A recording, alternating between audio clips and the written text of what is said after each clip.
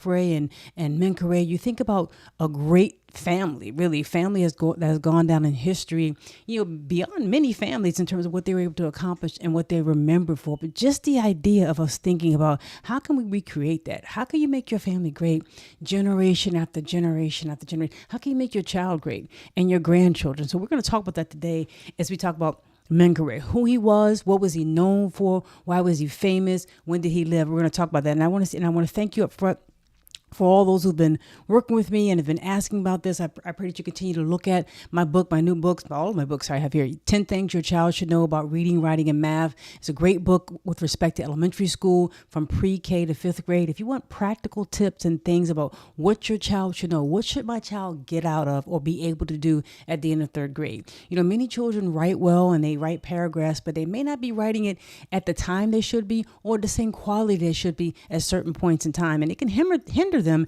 as they move forward, especially in this age of kind of AI and things of that nature, where sometimes kids are not given the writing assignments that they should be given and are trying to find other ways to provide input that comes from other things like computers and things like that. So the whole idea of writing and reading at a certain level and doing certain things, when should my child be able to do things specifically that are practical that will help him and her by the time they get to high school and out of elementary school? So 10 things your child should know. And then stories about Black history. These are human, real life, real events, real well-researched stories about people like Ida B. Wells and all kinds of people and you Ethel Waters and Henry Johnson and Charles Young and so many different people, Ida B. Wells, different things like that. There's so many stories here that look at real events, well-researched things that happen in their lives, things that happen in these people's lives, things that we should remember, the AME Church and how it got started. All kinds of things are in this book, in particular volume 2, volumes 1 and 2, and volume 3. So you'll see history and events, well-researched, real events that make these things come alive, that talk about the human side of history and of Black history and things that maybe you can help your child remember. So these are stories about Black history. And I love the stories about Ida B. Wells and Harriet Tubman and Frederick Douglass and Charles Young and Henry Johnson.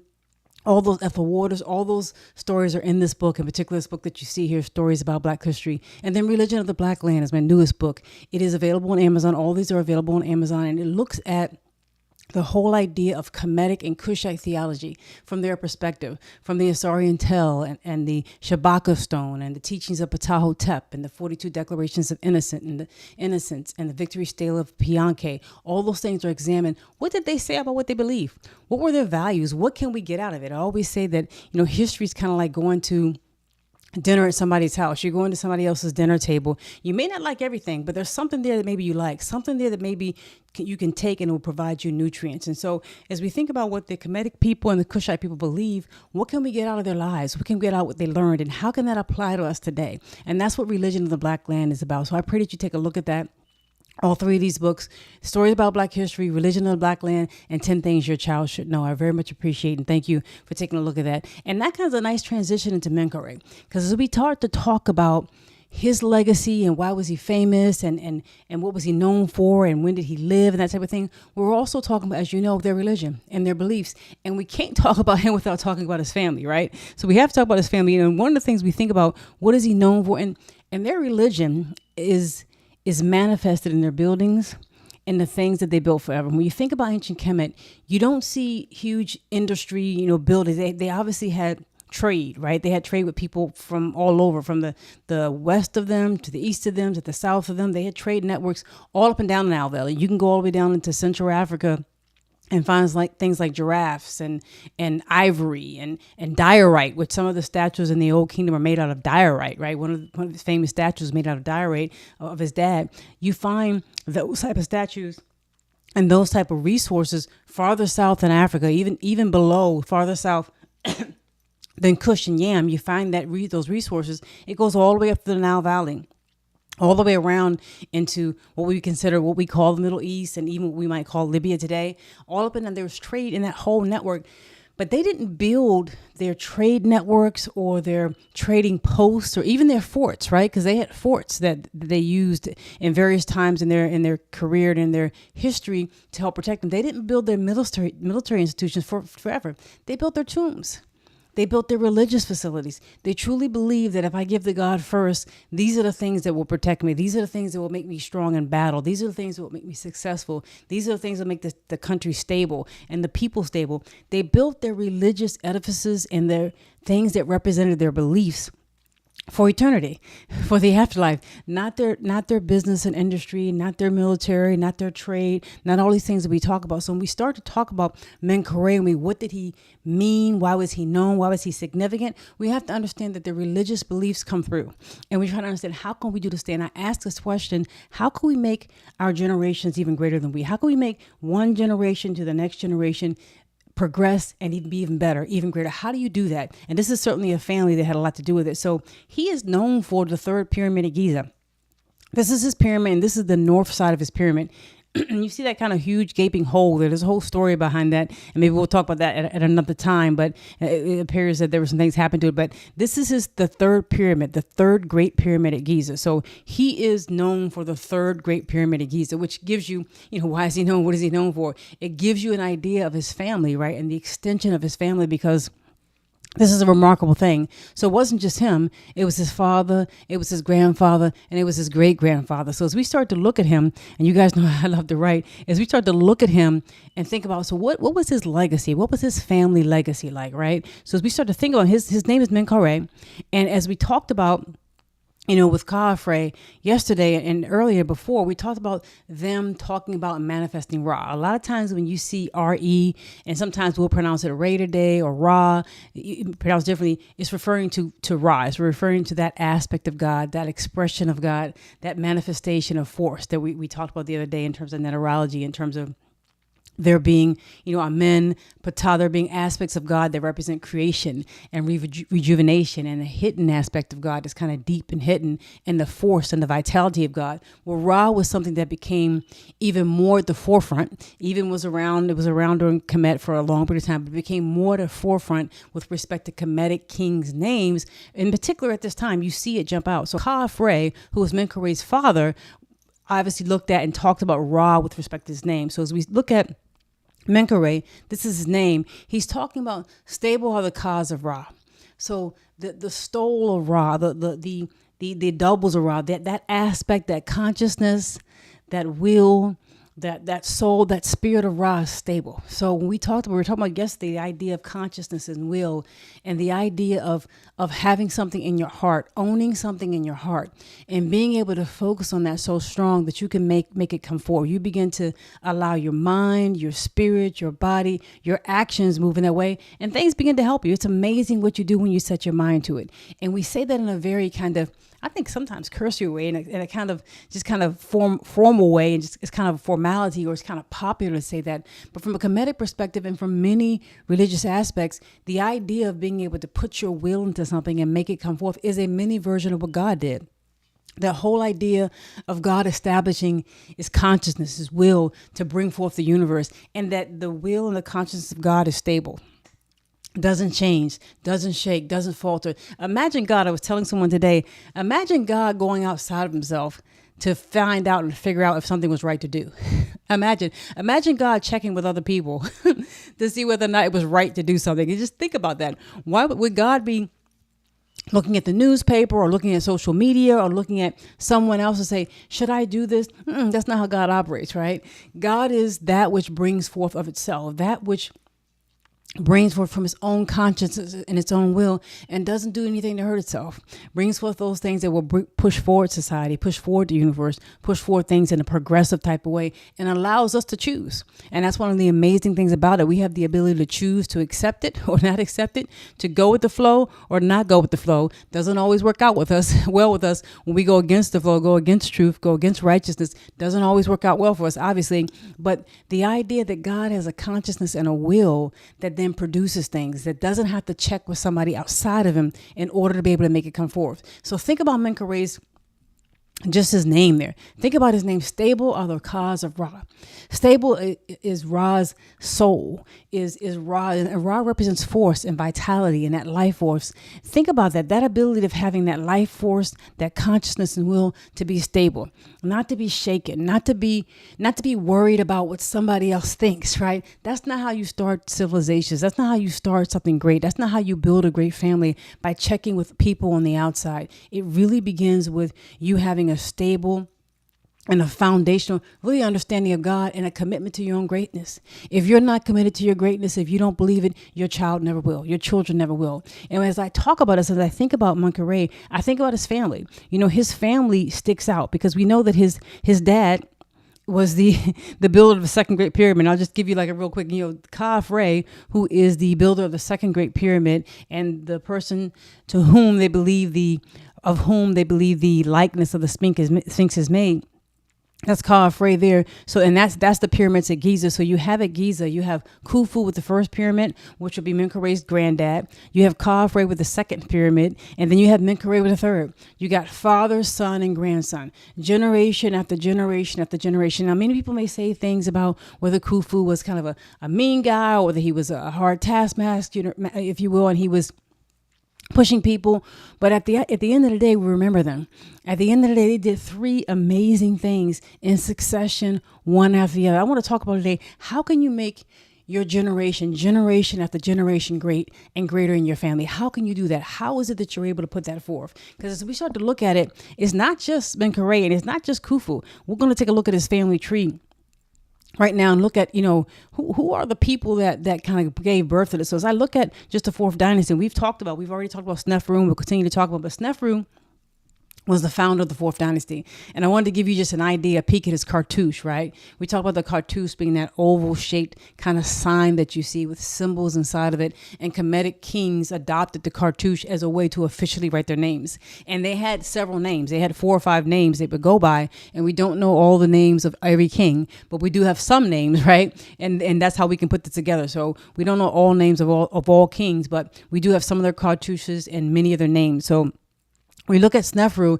and him being in power from about 2575 to 2551. He was the founder of the fourth dynasty. He was the founder of the fourth dynasty. But not only that, he was the person who was credited with perfecting the true pyramid. We know we had the step pyramid, which was great under Dozier in the third dynasty with Dozier and the famous architect Imhotep. But it wasn't until Snefru in the fourth dynasty that you had the true pyramid, if you will, being built. And he kind of advanced that architecture forward with the bent pyramid and then the red pyramid, as well as the pyramid it made him.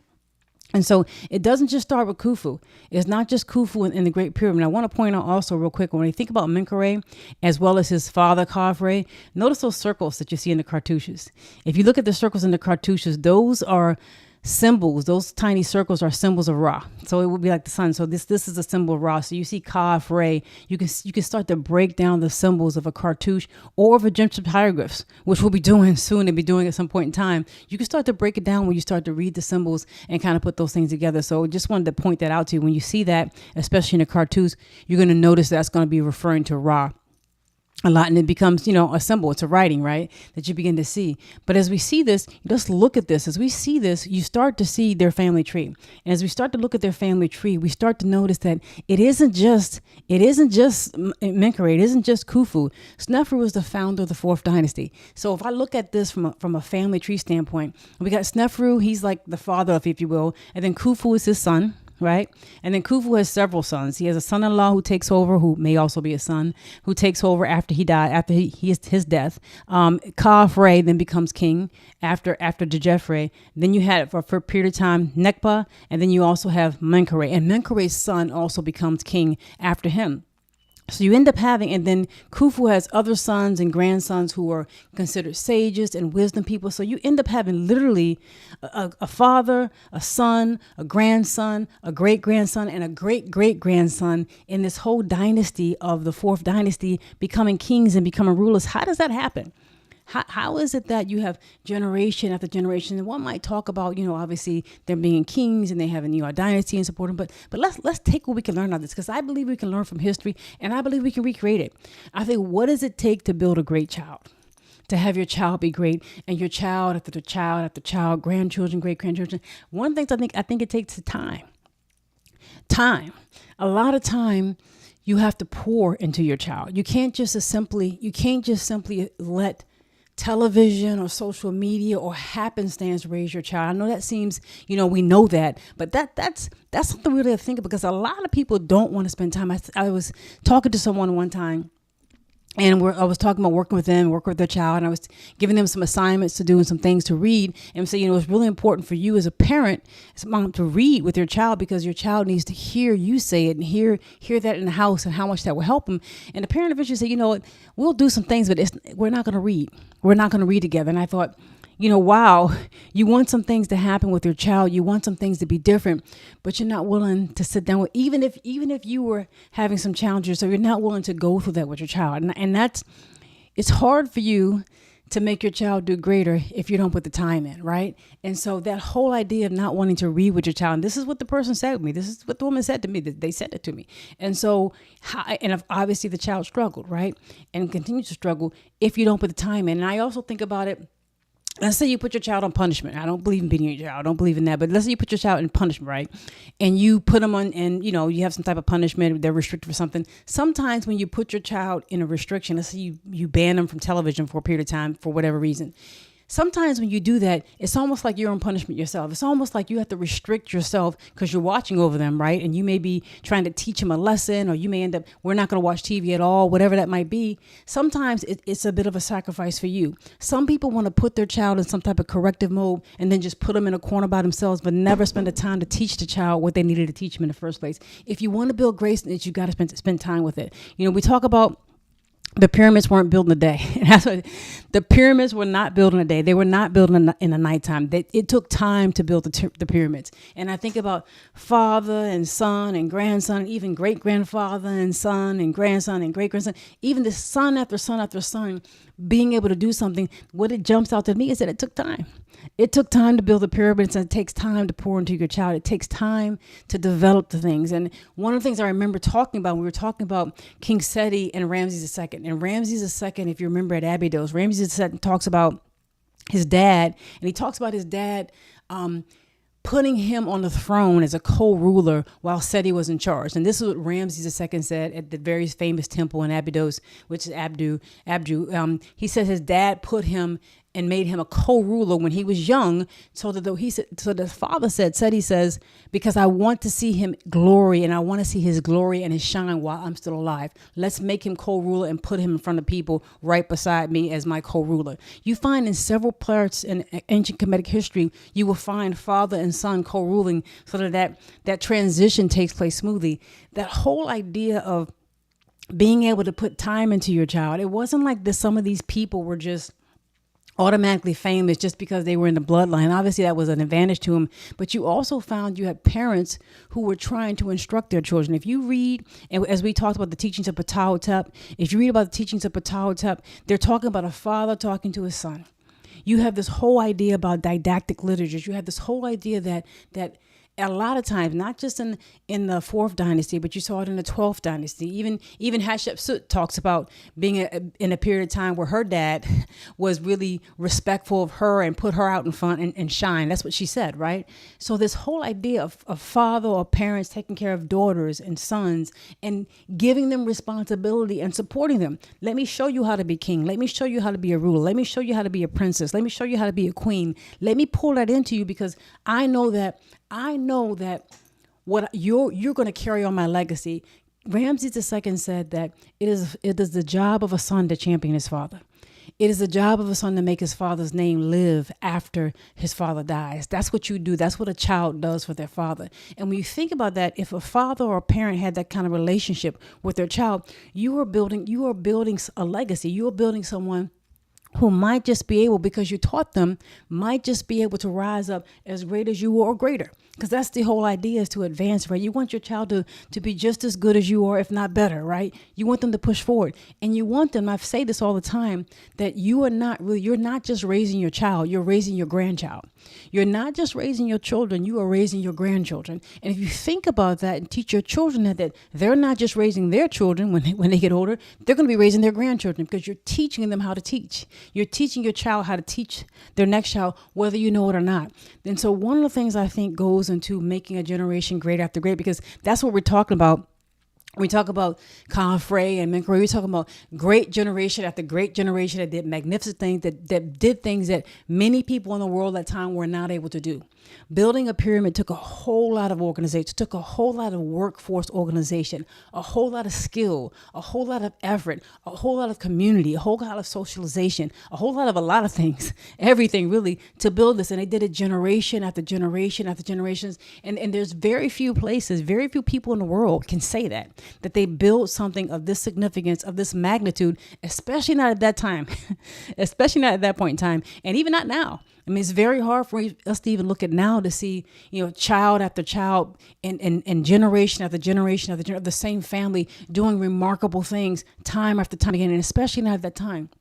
So that whole idea of pouring into your child and being able to do that is significant. This was an amazing thing to do. So I believe that it's not only time, but it's also greatness, right?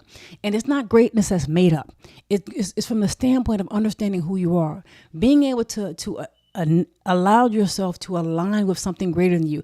Allow yourself to spend time on pouring into those things that you want to manifest. Because as I think about that, and I think about children who are, in situations where the parents are active, where the parents are working with the child, where the parents know that, it's going to take my time and it's going to be one of the best things I do with my life. I think about that, when you pass away, there's going to be, your name, maybe your birth date, and they say that dash and then the day you died.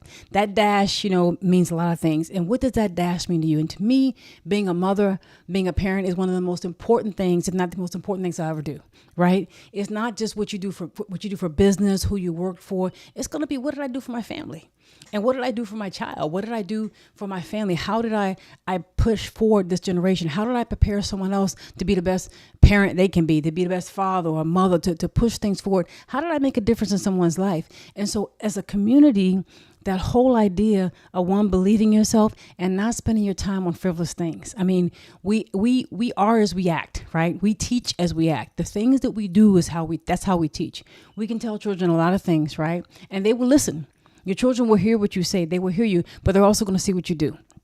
And so we teach by how we act. And so that whole idea of not spending your time on frivolous things, I mean, we're talking about, and we've talked about for years now. If you think about what we talk about in the Black community, we talk about for years, community and building up. And how do you do that? You're not going to do it with frivolous things. You're not going to do it with alcohol. You're not going to do it with recreational drugs. You're not going to do it with lack of learning. You're not going to do it with no socialization in school. It's not going to happen. It's going to be things that push us from one father to a son, right? It's going to be things that push us toward greatness. It's going to be things where leaders, elders, parents pass on to children resources and behaviors and beliefs that allow them to know that they can do it.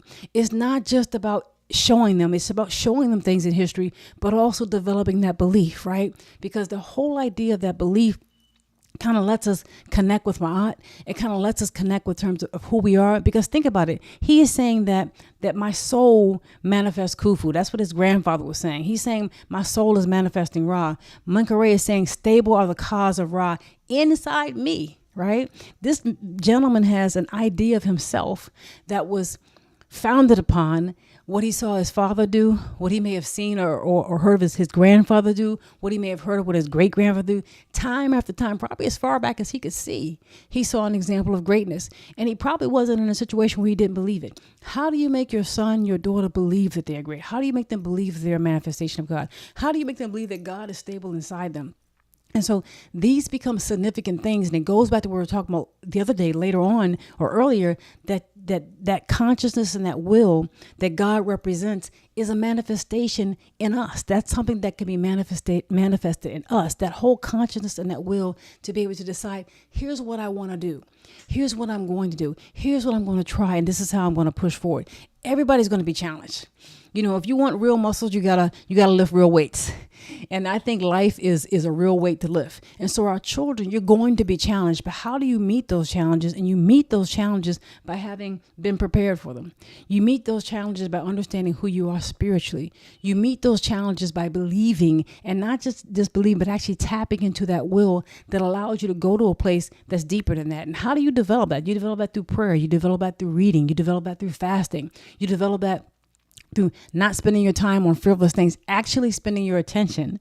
And you think about this, your consciousness, your will, you develop your will by believing and showing and manifesting to yourself that this can be done. Believing and showing, yeah, I can do this. I can focus on this. And I was telling someone the other day, the whole example of an ibis and the whole example of Tahuti. And maybe we'll talk more about Tahuti one day and what Tahuti represents. But that whole idea of God's will, God's plan and wisdom, Tahuti represents an ibis. And if you've ever seen an ibis or an ibis-like bird and figure, a lot of times you see them standing on one leg, like in the Nile, in a river or in some water, with their head underneath the water, just looking for fish.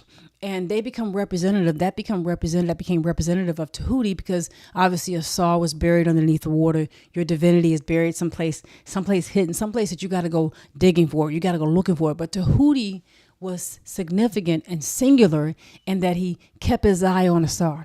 He didn't stray. He was focused on what he needed to do. And that whole idea of being able to develop your will allows you to say, you know what, I need to focus on this. If I hone in my skill, if I focus into my will, if I develop it, then there's really nothing I can't do. All these people throughout time, whether they're in ancient Kemet, whether they're in ancient India, wherever they may be, various places around the world, are telling you that if you hone in on it, if you focus on it, you can do it. And that becomes part of how we teach our children, right? Part of how we develop a generation where time after time, generation after generation, they can be great if they believe it. And they can't just believe it. They have to believe it through knowing it. And you only know through experience. You know something is real by experiencing. You know, I know this is my hand. I know that if I do this, I can have this kind of result. I know that if I try hard, you know, if a person's playing basketball, whatever they might be doing, if I try hard and do this, I'm going to have a good chance of making that shot. I know I can do this. You know that through experience, and you know that through practice. So as I think about the whole idea of making a generation great, generation after generation, it takes practice, it takes belief and knowledge, it takes focus, right? Developing your will, it takes belief in your greatness, and it takes time, right? And I think if we do that, and we focus on the things that actually build us up, you know, things that make us healthy from an educational standpoint, give us good education, make us healthy from a spiritual standpoint, healthy from a physical standpoint, healthy from a relationship standpoint, healthy from a resources standpoint. If we start to build up these things, we can actually build up a generation. It doesn't matter, that can take over things that we haven't done. We can actually develop a situation where our children will move forward and not backwards. You know, there's a famous thing that's online that talks about, you know, someone being great as a grandfather, you know, working hard and developing himself hard. And then, you know, his son kind of taking some things, but then the grandson is kind of spoiled and doesn't do as well as he should do. And things are challenged in a generation. We don't want to have 1 or 2 generations of success. That's not what we're going for. The ancient Kemetic people and the ancient Kuchai people built for and believed in eternity. And that the idea that if you are moving forward, you can do it generation after. It just takes focus. It takes time. And wherever your heart is, whatever your focus is, whatever you spend your time on, that's what you value, right? I know people will say that, and I say this all the time. People will say I value things. But when you see what they really spend their time on and what they put their attention on, then you know what they really value. I mean, somebody might say, hey, I value this, but they really spend a lot of time on their cars. Okay, you value your family, but you don't spend no time with them. You don't read with them. You don't take them out. You don't spend time pouring it into them. So how can you expect them to be great? The whole idea, if we want our children to be great, we have to believe and we have to make them great. We have to spend the time and dedicate to it, and it will happen. So I'm interested to hear what you think. I'm interested to hear your thoughts about greatness, your thoughts about moving our society forward, and how we can do this generation after generation. I thank you for listening. God bless.